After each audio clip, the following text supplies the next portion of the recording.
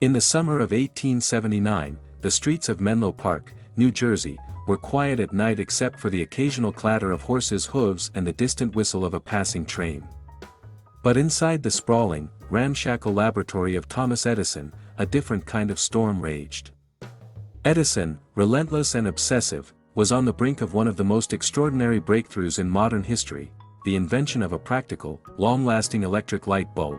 The story often told is simple: Edison tested thousands of filaments until one worked. But the reality was far more extraordinary, almost theatrical in its intensity. Edison's laboratory, a maze of glass tubes, wires, and precarious electrical connections, became a theater of trial and error. Sparks flew, filaments burned, and small fires ignited. Night after night, Edison and his team worked without sleep, their faces lit by flickering arcs of electricity and the soft glow of lamps that refused to stay lit. What few remember is that Edison's experiments were not just mechanical but almost alchemical.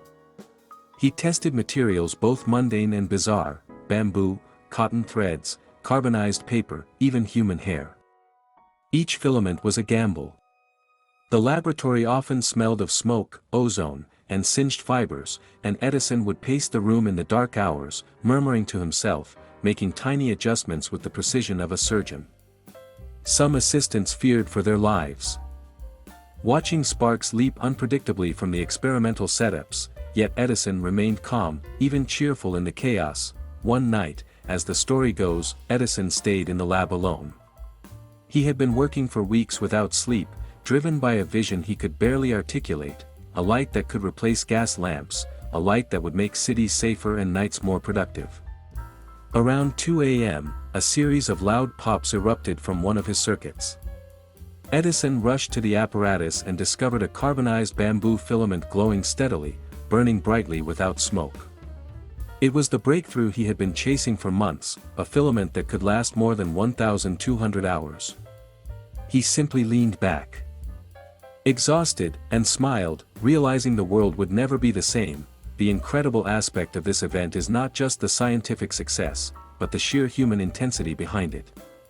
Edison reportedly tested over 6,000 materials, night after night, through summer heat and winter chill, driven by curiosity, ambition, and stubborn persistence.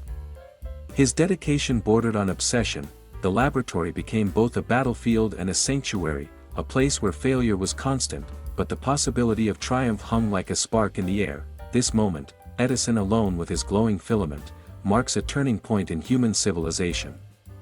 The glow of that simple bamboo thread heralded a new era: streets illuminated, factories humming with energy after dark, homes transformed, and life fundamentally altered. It was not just an invention, it was a triumph of patience, ingenuity, and a refusal to accept impossible. Edison's work in Menlo Park was a testament to human perseverance and imagination.